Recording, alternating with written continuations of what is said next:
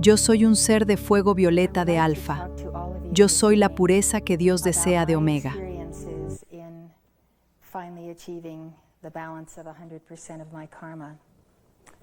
I found through the years that I would balance karma and balance it mightily, and then I would do something else, and I would have to pay debts for what I had done, which were not in keeping with the standards that El Moria expects when we go beyond the 51%. So I learned by trial and error exactly what this game is all about. And the game is all about being centered in the heart, balancing the threefold flame, increasing a tremendous love of the heart, which begets patience, endurance, and walking many, many miles with people. I realized that without realizing it, I would make karma, and I would then balance karma, and then I would make karma, and I would balance karma. And I finally came to the realization that, of course, I could not do this. And this is where each one of us is tonight. The reason that many others of you have not been called is that El Moria wanted to reach those who are of the age of 60 and above, to give you who are of that age and time plenty of opportunity to achieve what you have set out to do, which is the victory of your ascension. You should not be satisfied with the 51%. You should just wipe your brow and say, I've made it at the 51%. Now you can go out the next day, and if you're not careful, you can lose a 0.5%, which might have taken you 2 to 5 years to earn. So it's very, very costly to get out of alignment.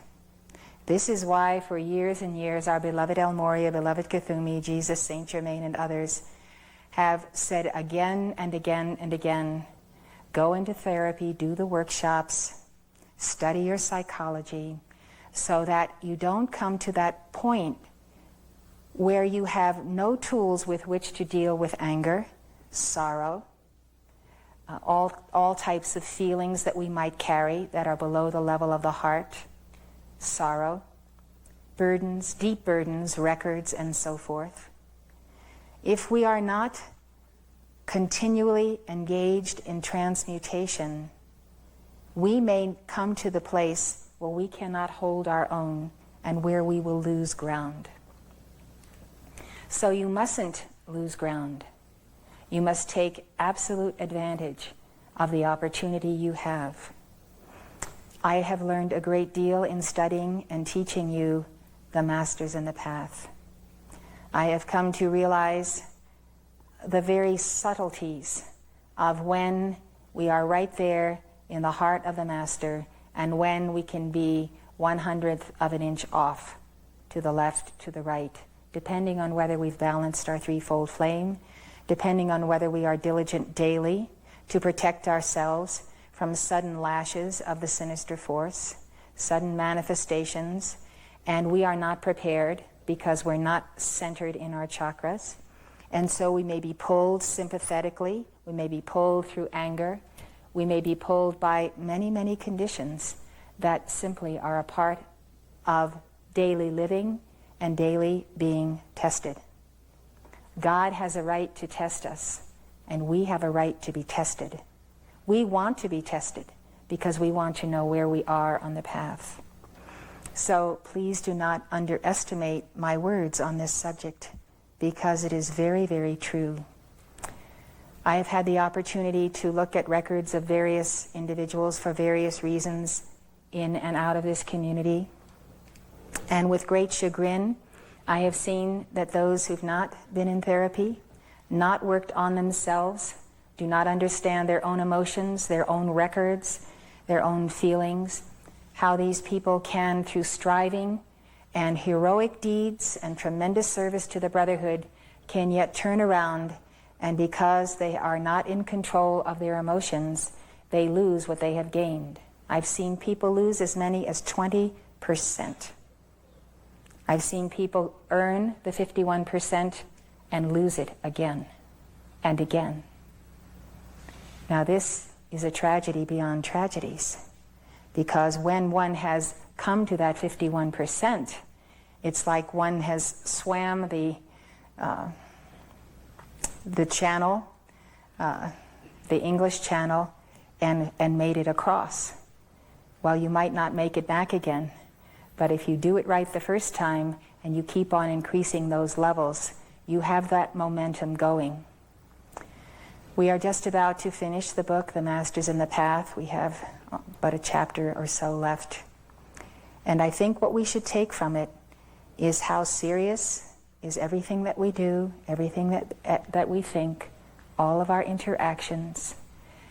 And one of the good mottos that we find is to say, what would Jesus do under this circumstance? Jesus sent the money changers out of the temple, saying that this was a house of God, and you have made it a house, a den of thieves. There are always choices, and many such choices are extremely difficult. Sometimes someone asks us to help them when we must say no because we know they must help themselves, and it would not do them any good to help them. At other times we know that we must do for others. We feel it and we do it. So I think that those of you who I have named, who are to the level of 60 years old, knowing where you are on the path is possibly the most single important gift that God could give to you in this entire lifetime. To know where you are. It's like being lost in a big city and trying to figure out where am I and how am I going to get where I'm going. That's how it feels when you don't have a sense of co-measurement of how much karma you have earned and how much karma you have had to earn again and again because of just getting out of alignment and not appreciating that every time you get out of an alignment, you are going to lose points. There's just no question about it. So this means we put on that tube of light every morning, get out that sword and have it handy and sharpened, and have it in its scabbard and protected, of course, from children, to go after the binding of the dweller the moment you awaken, starting a new day, clearing that day by early morning decrees.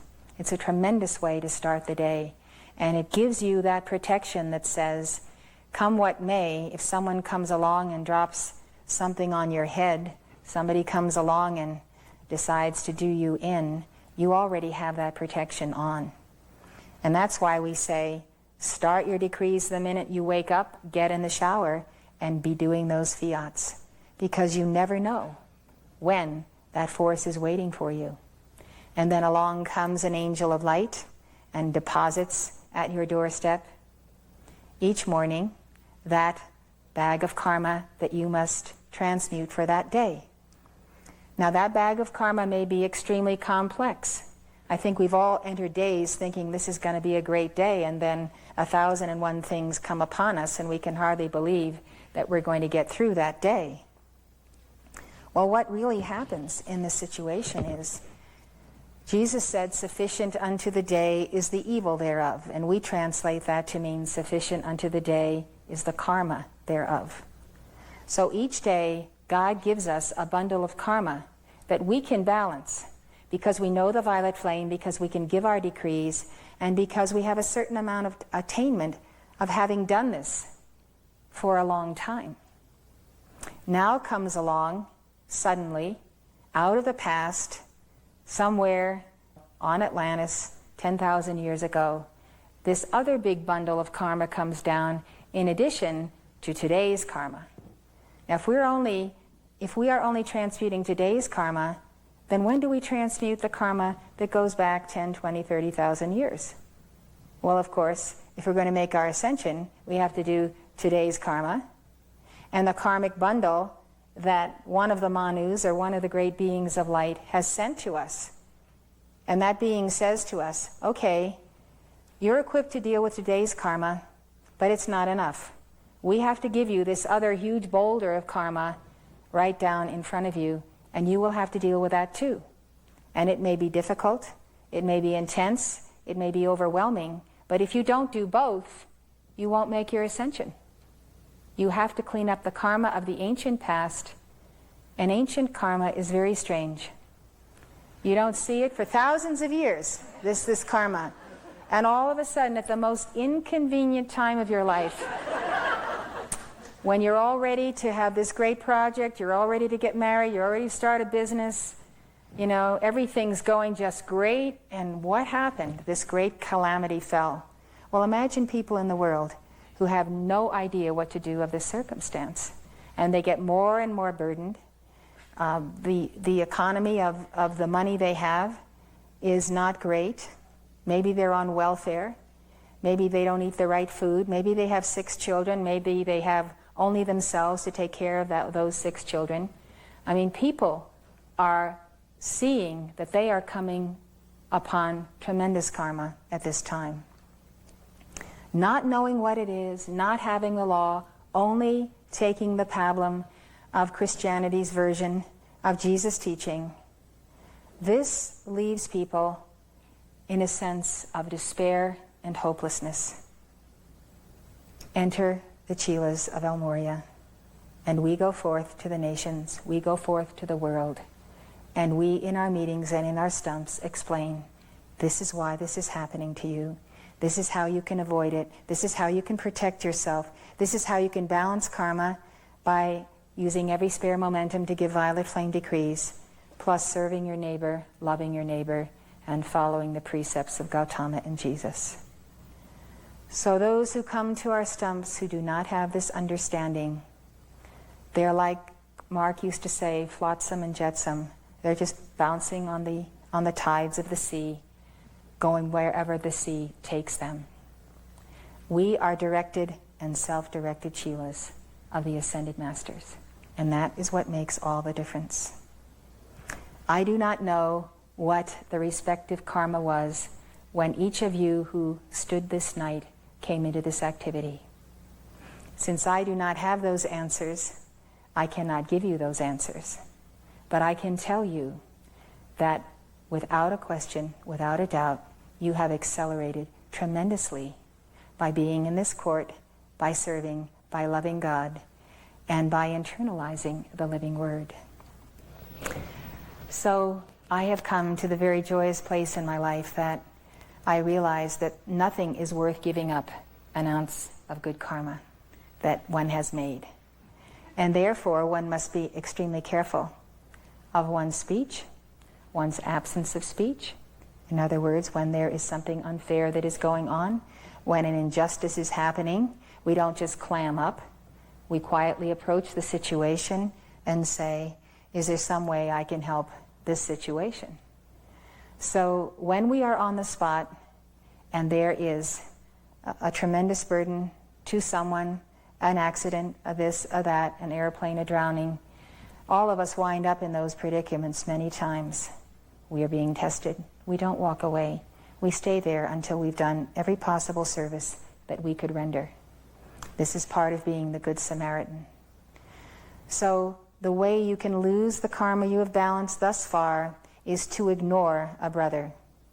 Not to be that Good Samaritan, but to leave him lying in the road where thieves have left him. So when you start observing yourself, seeing what's going on around you, seeing who needs you, seeing who needs help, if you don't stop and take a few moments or minutes or even longer time for that person who is aching and sorrowing and in tremendous pain, you are walking away from someone who needed you.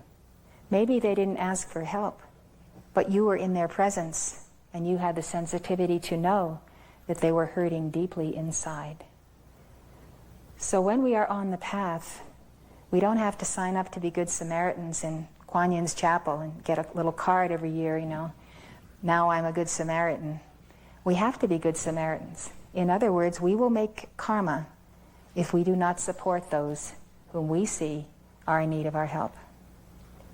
So think about all of the ways that you can earn good karma through service, selfless service, not because you're motivated, to increase the good karma, because that comes along by itself in any case. But to be motivated, to serve, to be there, to be ready, to get up in the morning and say, who will I meet today? Who will need me today? What kind of shape do I have to be in to help this person? Am I going to just be so busy that I cannot stop when someone really needs me? So think about all the ways you can make good karma. Think about all the ways how easily you can make bad karma. For instance, if you just take the little things we do in life, what do? We waste food tremendously. Our entire civilization wastes food.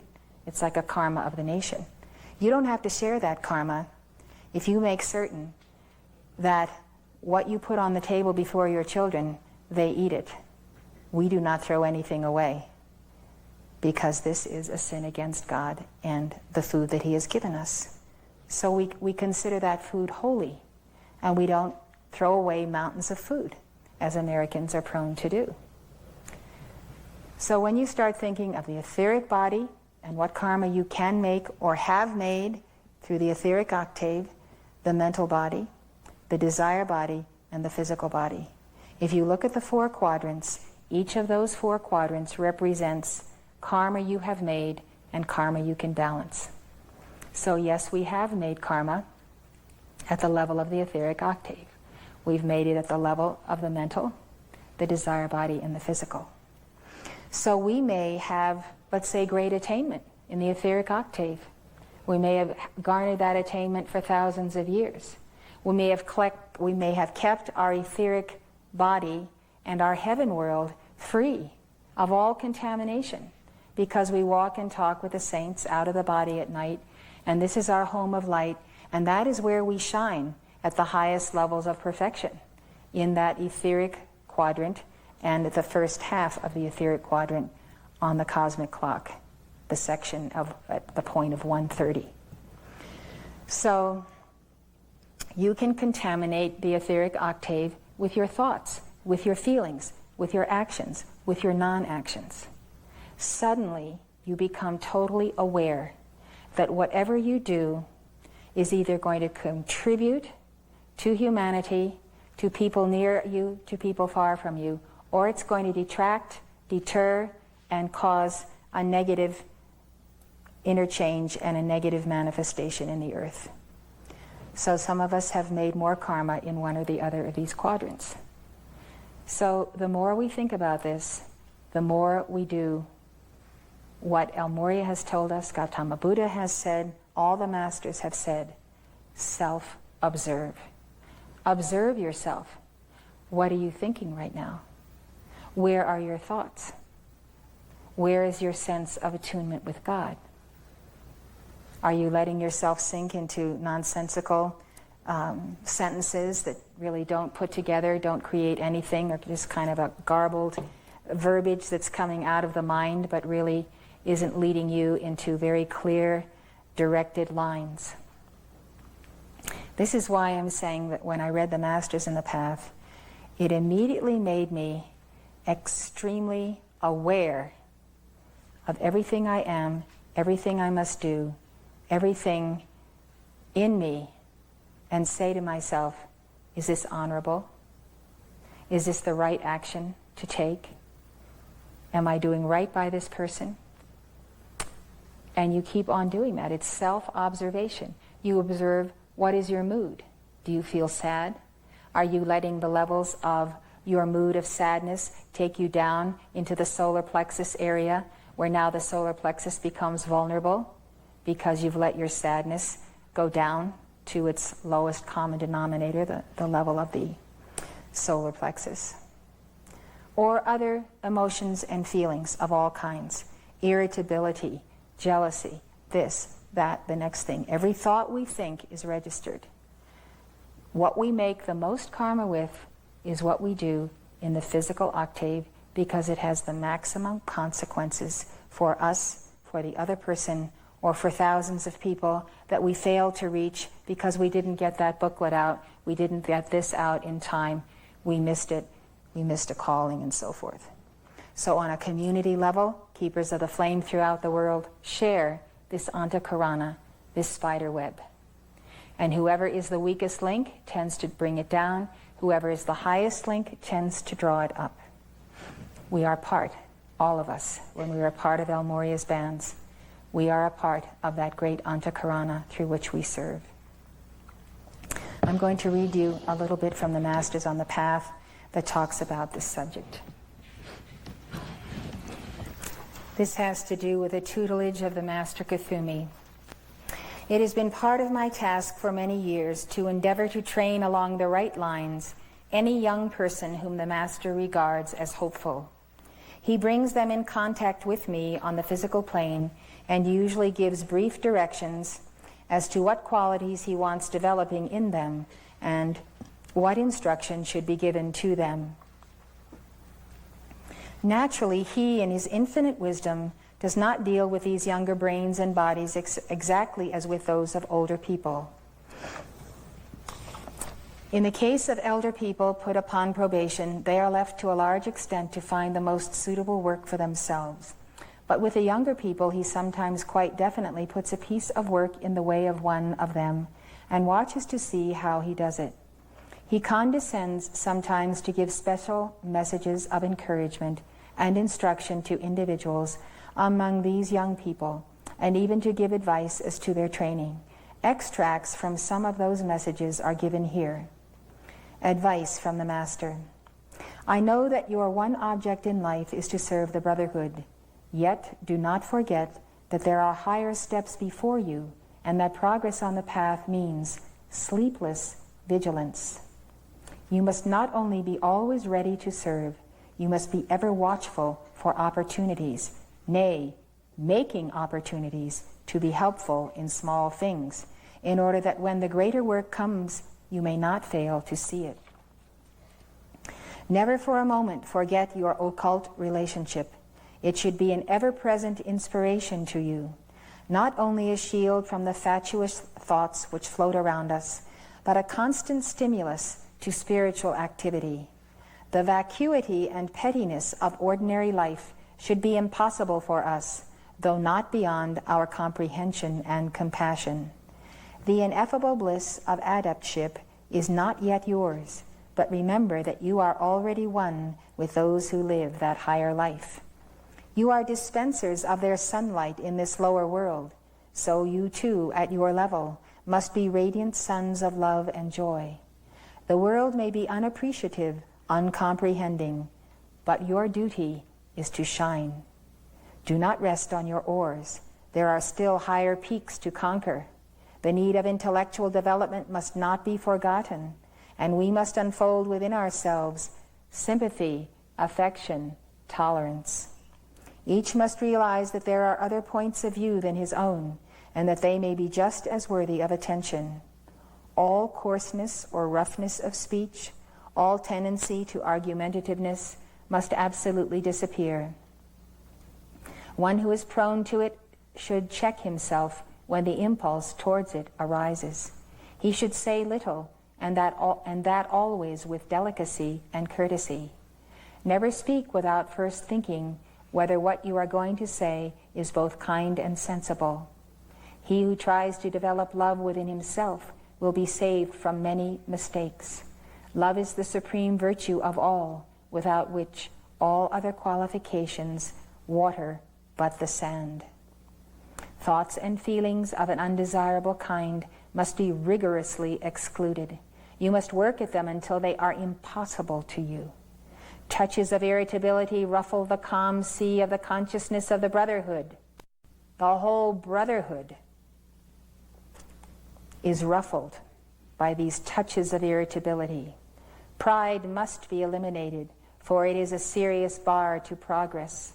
Exquisite delicacy of thought and speech is needed, the rare aroma of perfect tact, which can never jar or offend.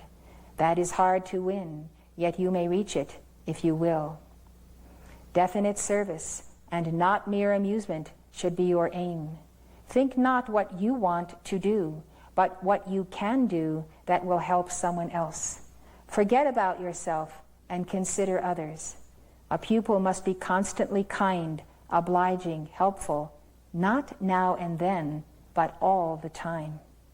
Remember, all time which is not spent in service or fitting yourself for service is for us lost time. When you see certain evils in yourself, take them in hand manfully and effectively. Persevere, and you will succeed. It is a question of willpower. Watch for opportunities and hints. Be efficient. I am always ready to help you, but I cannot do the work for you. The effort must come from your side. Try to deepen yourself all around and to live a life of utter devotion to service. You have done well, but I want you to do better yet.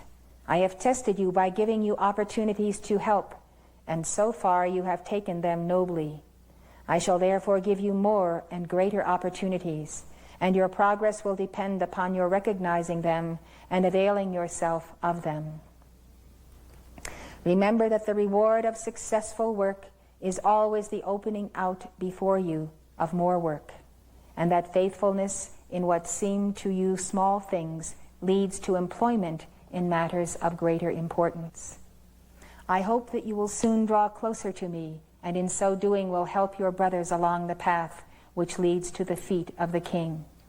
Be thankful that you have a great power of love, that you know how to flood your world with sunlight, to pour yourself out with royal prodigality, to scatter largesse like a king.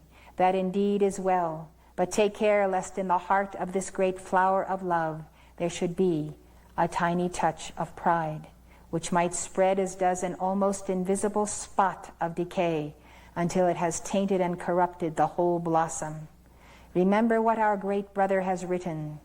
Be humble if thou wouldst attain to wisdom. Be humbler still when wisdom thou hast mastered. Cultivate the modest, fragrant plant, humility, until its sweet aroma permeates every fiber of your being.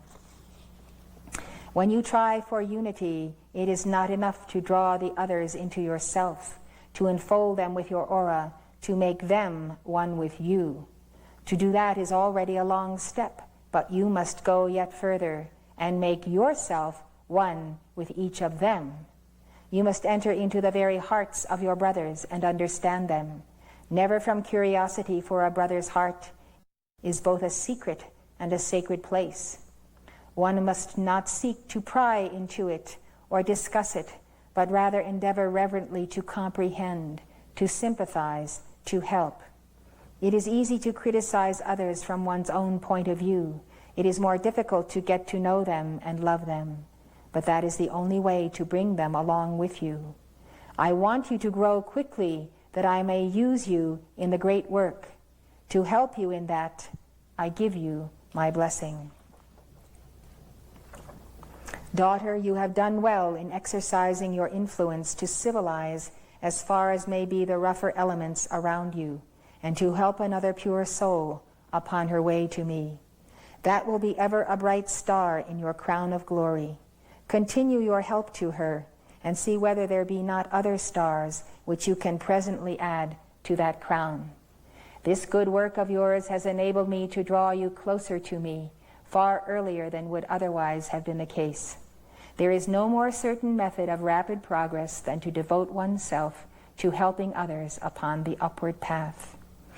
You have been fortunate too in meeting a comrade from of old, for two who can really work together are more efficient than if they were putting forth the same amount of strength separately. You have begun well. Continue to move along the same line with swiftness and certainty. I welcome you, the latest recruit, to our glorious band.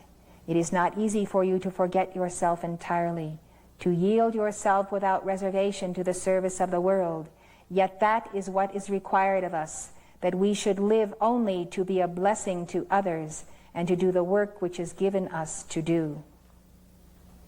You have made a good beginning in the process of self-development, but much yet remains to be done. Repress even the slightest shade of irritability, and be ready always to receive advice and instruction. Cultivate humility and self-sacrifice, and fill yourself with a fervid enthusiasm for service. so shall you be a fitting instrument in the hand of the great Master, a soldier in the army of those who save the world. To help you in that, I now take you as a probationary pupil. I am pleased with you, but I want you to do more yet. For you, my child, you have the capacity of making rapid progress, and I want you to set this before yourself as an object which you are determined at all costs to achieve. Some of the obstacles which you are instructed to overcome may seem to you unimportant, but in reality they are not so, because they are the surface indications of an interior condition which must be altered. That means a radical change which it will not be easy for you to make, but the effort is well worth your while. The rules which I wish you to make for yourself are these. 1. Forget yourself and the desires of your personality, and remember only the service of others, devoting your strength, your thought, your enthusiasm wholly to that. 2. Do not offer an opinion on any matter unless directly asked for it. The point is, if you do offer an opinion that has not been asked for, it's easy to see that an argument could quickly ensue. Before speaking, always consider how what you say will affect others. 5. Never betray or comment upon a brother's weakness. 5. Remember that you have yet much to learn, and therefore may often be in error, so speak with becoming modesty. When called, move at once, not waiting to finish what you happen to be reading or doing. If you are performing a duty of importance, explain very gently what it is. I wish to draw you closer to me, and if you will keep these rules, I shall soon be able to do so. Meantime, my blessing rests upon you. So these are young people who came under the tutelage of the Masters.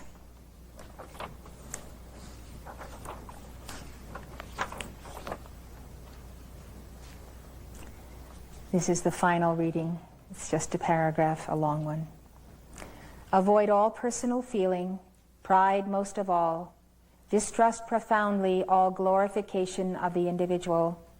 For ambition is the first curse, and the power which the disciple shall covet is that which shall make him appear as nothing in the eyes of men.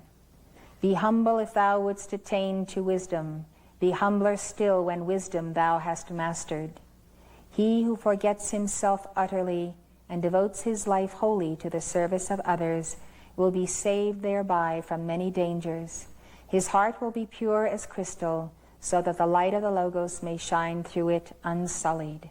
His whole nature will respond so truly to the vibrations of his Master that thoughts and messages from higher planes will flow through him undistorted, uncontaminated by any lower touch. So shall he serve our Masters best by serving the humanity which they love.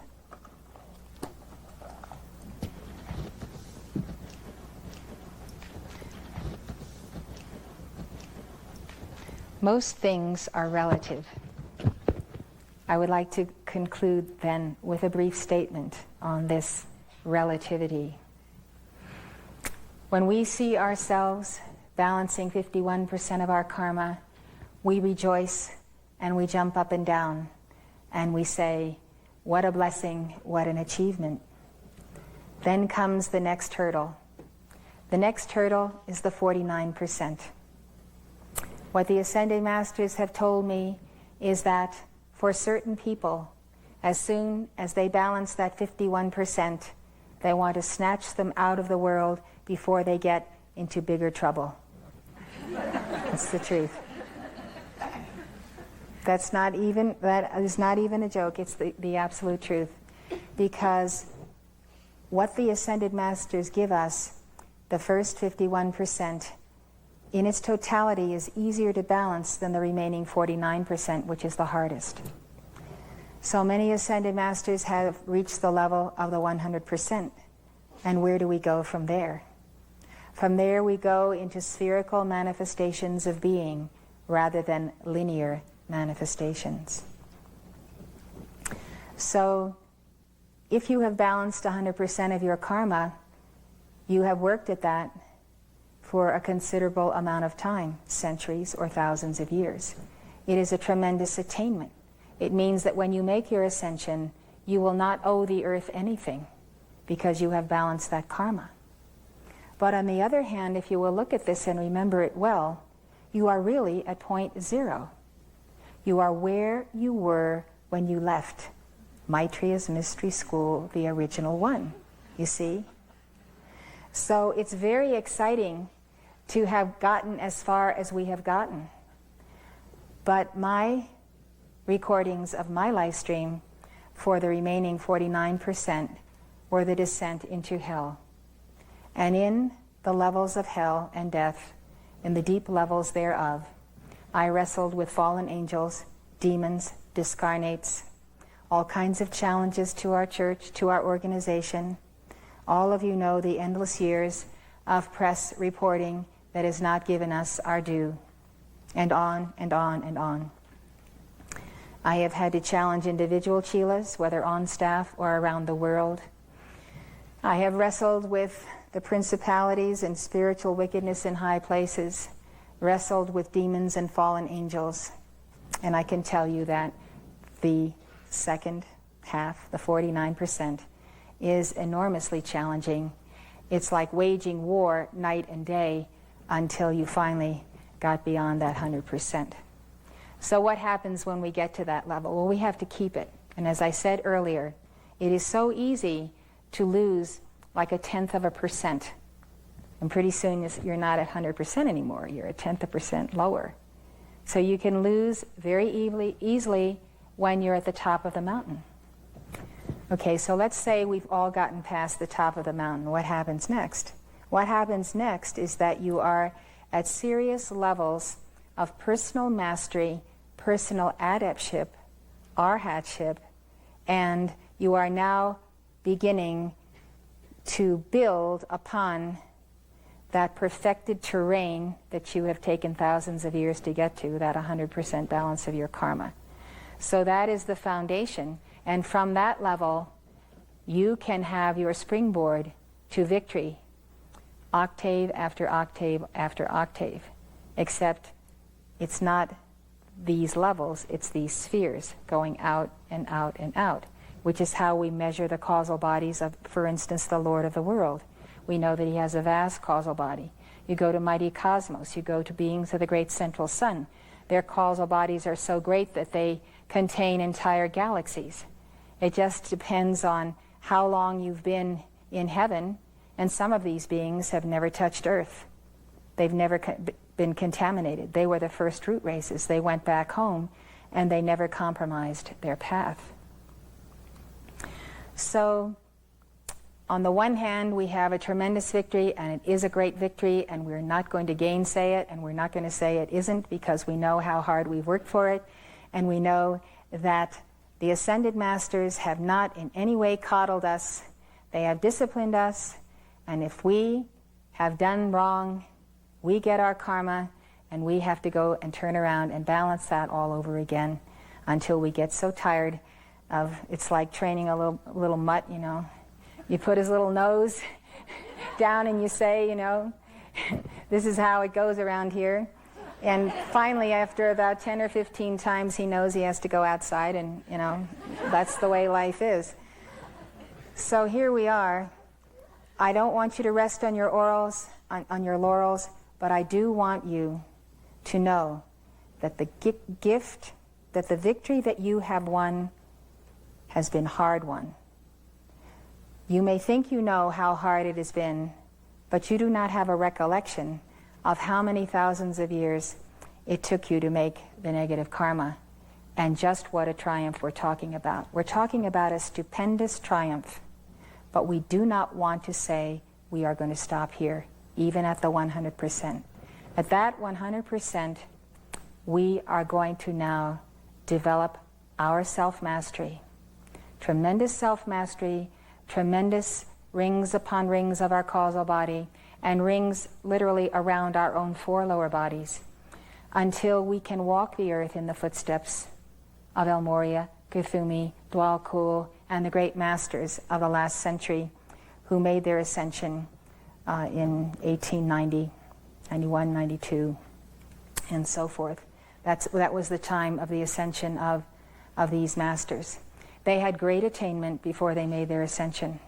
They took that ascension, and we are the benefactors, for they have come back to help us. Of course, they have balanced 100% of their karma and much more, because they are the great adepts. So for them to come back and tarry with us, we who are their chelas, we owe them a profound debt of gratitude. And we should always remember this, that we really didn't get here without a tremendous amount of help, and that we should value what we have achieved as though every pound of it were gold ore that was hard won. Please do not lose, but win every day. That's my love and request to you, and that is El Morya's message for this darshan and this February 26th celebration of the great victory of our LANELLO. Thank you.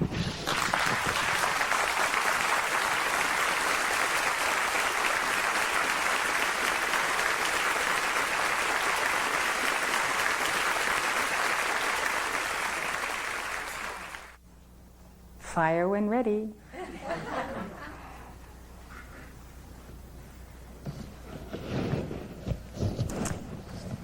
Turn around.